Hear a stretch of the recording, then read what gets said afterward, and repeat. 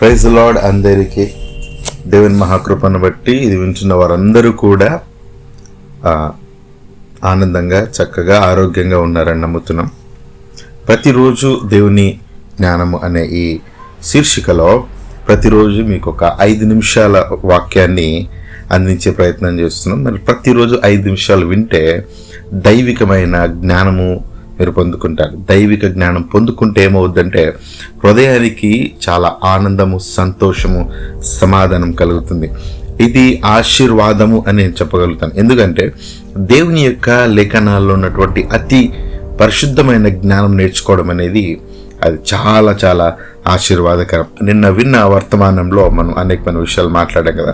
మీకు నచ్చితే గిన మీరు మీ రిలేటివ్స్కి, మీ యొక్క బంధువులకు, మీ మిత్రులకు దీన్ని షేర్ చేయండి, లైక్ చేయండి, కమెంట్ చేయండి. రండి దేవుని యొక్క వాక్యంలోనికి వెళ్దాం. మనం నిన్న మాట్లాడిన టాపిక్లోనికి వెళ్దాం. మరి ఈరోజు మానవులు కోతి నుంచి వచ్చావు అంటే చాలా మంది భూమి మీద ఎక్కువ భాగం మంది సంతోషపడుతున్నారు కదా. దేవుని యొక్క పరిశుద్ధమైన జ్ఞానం ఏం చెప్తుంది? మనిషిని దేవుడు సృజించాడు, తన పోలిక చొప్పున తన స్వరూపాన్ని సృజించాడు. సృజించిన దేవుడు మనిషిని ఏ విధంగా చూస్తున్నాడు, మనిషికి ఏమేమి ఇచ్చాడు అనే దాంట్లోని మనం వెళ్దాం. రండి. మరి యోబు గ్రంథము 35వ అధ్యాయము 11వ వచనంలో దేవుని యొక్క మాటలు, దేవుని యొక్క జ్ఞానం మనతో ఈ విధంగా మాట్లాడుతుంది. భూ జంతువుల కంటే మనకు ఎక్కువ బుద్ధిని నేర్పుచు, ఆకాశ పక్షుల కంటే మనకు ఎక్కువ జ్ఞానం కలుగజేయచ్చు అంట. అంటే భూ జంతువులన్నిటికంటే మనకు ఎక్కువ బుద్ధి నేర్పించిన వారు ఎవరంటే దేవుడు అనమాట. ఆకాశ పక్షుల కంటే మనకి ఎక్కువ జ్ఞానం కలిగజేసిన వారు ఎవరు? అది కూడా దేవుడు అంట. మనిషి ఈరోజు అనుకుంటున్నాడు నాకు బుద్ధి ఉంది, నాకు జ్ఞానం ఉందని విర్రవీగుతున్నాడు కదా. అది దేవుడిచ్చినటువంటి ఒక బహుమతి మనిషికి. ఇది ఏ కోతులకు కానీ, పక్షులకు కానీ, భూజంతువులకు కానీ లేకున్నటువంటి గొప్ప వరాన్ని దేవాది దేవుడు మనకిచ్చిన్నాడు. ఇలా ఇచ్చి మనల్ని పరిశుద్ధంగాను ఆయన కోసము మరి నెమ్మదిగా మరి జీవించమని ఆయన భూమి మీదకి పంపిస్తే మనం ఏం చేస్తున్నాం? మన ఆలోచనలతో మేము జ్ఞానులమని చెప్పుకున్న వాళ్ళు అనేకులు, ఎంతోమంది మనిషి దేవుడు సృజించలేదు, కాలక్రమేణా విస్ఫోటనం జరిగి పరిణామ సిద్ధాంతాల ద్వారా మనిషి వచ్చాడే తప్ప ఆ ఘనత దేవునికి ఇవ్వకూడదు, లోకానికి ఇవ్వాలని చూస్తున్న మనిషి నేర్చుకోవాలి. జంతువుల కంటే అధిక జ్ఞానం మనకిచ్చాడు దేవుడు.